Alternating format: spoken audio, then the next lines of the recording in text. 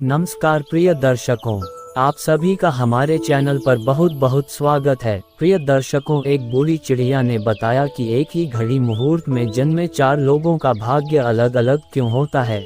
एक ही समय में जन्मे 2 व्यक्तियों में से एक व्यक्ति अमीर और दूसरा व्यक्ति गरीब क्यों होता है। प्रिय दर्शकों, अगर आप हमारे चैनल पर नए हैं तो हमारे चैनल को सब्सक्राइब करें और बेल आइकन को दबाना ना भूलें ताकि आप तक हमारे हर नए वीडियो की नोटिफिकेशन तुरंत पहुंच जाए। तो प्रिय दर्शकों, आइए शुरू करते हैं आज की कहानी। एक बार एक राजा ने विद्वान ज्योतिषियों और ज्योतिष प्रेमियों की सभा बुलाकर प्रश्न किया कि मेरी जन्म पत्रिका के अनुसार मेरा राजा बनने का योग था। मैं राजा बना, किंतु उसी घड़ी मुहूर्त में अनेक जातकों ने जन्म लिया होगा जो राजा नहीं बन सके, क्यों?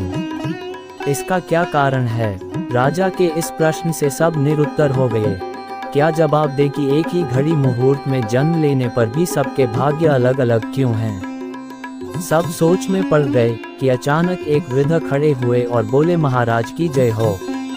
आपके प्रश्न का उत्तर भला कौन दे सकता है। आप यहाँ से कुछ दूर घने जंगल में यदि जाएं तो वहाँ पर आपको एक महात्मा मिलेंगे, उनसे आपको उत्तर मिल सकता है। राजा की जिज्ञासा बढ़ी और घोर जंगल में जाकर देखा कि एक महात्मा आग के ढेर के पास बैठकर अंगार खाने में व्यस्त है। सहमे हुए राजा ने महात्मा से जैसे ही प्रश्न पूछा, महात्मा ने क्रोधित होकर कहा, तेरे प्रश्न का उत्तर देने के लिए मेरे पास समय नहीं है, मैं भूख से पीड़ित हूँ। तेरे प्रश्न का उत्तर यहाँ से कुछ आगे पहाड़ियों के बीच एक और महात्मा है, वे दे सकते हैं। राजा की जिज्ञासा और बढ़ गई। पुनः अंधकार और पहाड़ी मार्ग पार कर बड़ी कठिनाइयों से राजा दूसरे महात्मा के पास पहुंचा, किंतु ये क्या, महात्मा को देखकर राजा हक्का बक्का रह गया। दृश्य ही कुछ ऐसा था, वे महात्मा अपना ही मांस चिमटे से नोच नोच कर खा रहे थे। राजा को देखते ही महात्मा ने भी डांटते हुए कहा, मैं भूख से बेचैन हूँ, मेरे पास इतना समय नहीं है। आगे जाओ, पहाड़ियों के उस पार एक आदिवासी गांव में एक बालक जन्म लेने वाला है जो कुछ ही देर तक जिंदा रहेगा। सूर्योदय से पूर्व वहां पहुंचो, वह बालक तेरे प्रश्न का उत्तर का दे सकता है।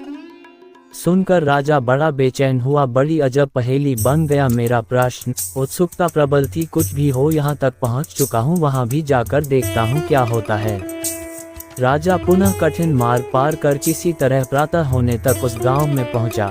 गांव में पता किया और उस दंपति के घर पहुंचकर सारी बात कही और शीघ्रता से बच्चा लाने को कहा। जैसे ही बच्चे का जन्म हुआ, दंपति ने नाल सहित बालक राजा के सम्मुख उपस्थित किया। राजा को देखते ही बालक ने हंसते हुए कहा, राजन, मेरे पास भी समय नहीं है, किंतु अपना उत्तर सुनो लो। तुम, मैं और दोनों महात्मा 7 जन्म पहले चारों भाई व राजकुमार थे। एक बार शिकार खेलते खेलते हम जंगल में भटक गए। 3 दिन तक भूखे प्यासे भटकते रहे।